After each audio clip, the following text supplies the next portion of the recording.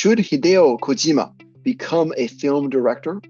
World-famous game designer Hideo Kojima recently released his latest hit, Death Stranding 2. While the game is a massive success, in his childhood he often desired to become a film director. So today we're going to ask the obvious question. Do you think he should direct a film? When he was a young boy, his parents decided to all watch a movie together every night. It was a way to expand his mind, even show horror scenes and violent stuff. This was a habit that he holds on to even now in 2025.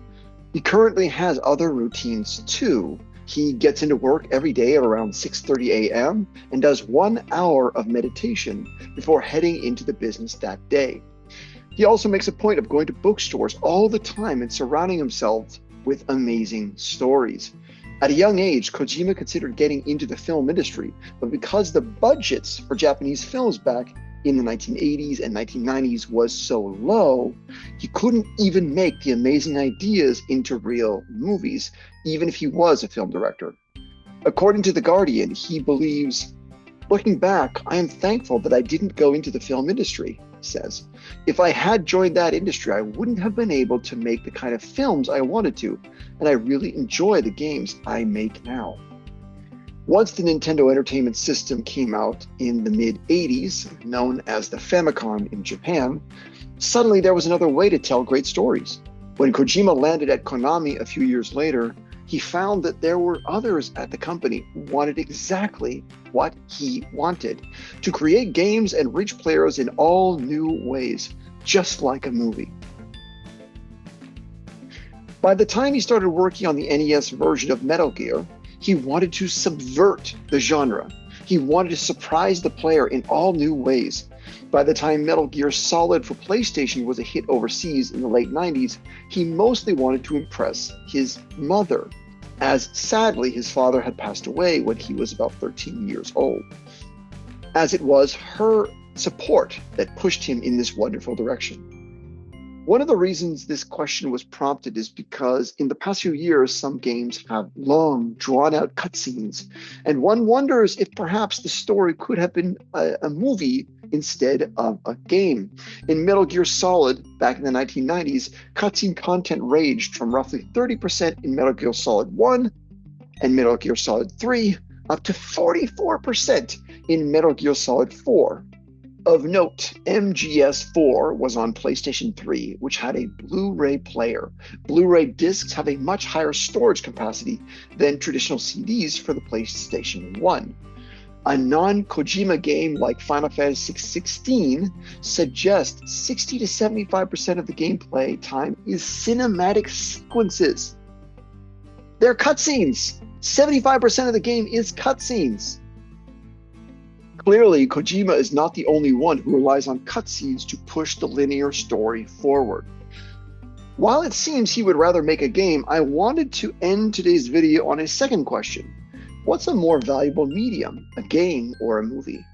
My general take is that the word game implies that a video game should be fun, but there are many films that are not fun.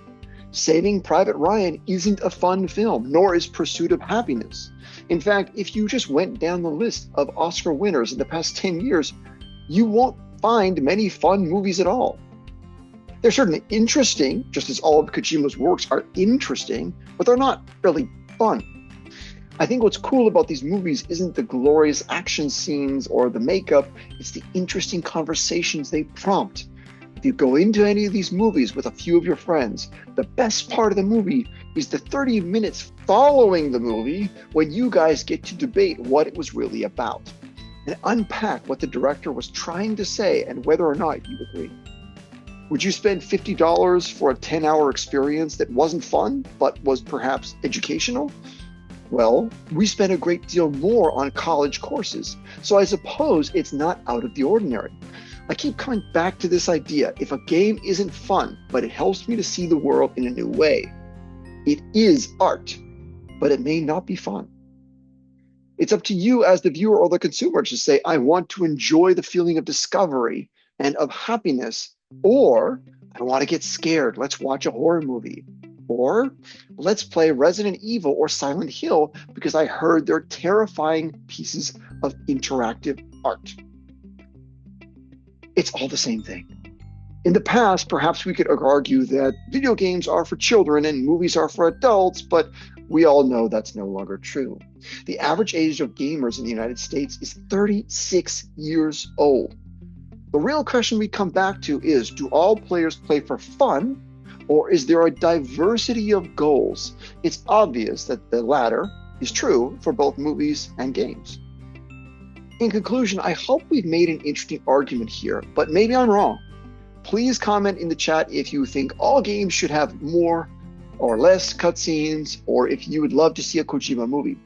Last I checked, he finally hooked up with an American director, Jordan Peele, to work on OD, something that can be described as both a game and a movie. Something tells me this question will never go away. See you next time, guys.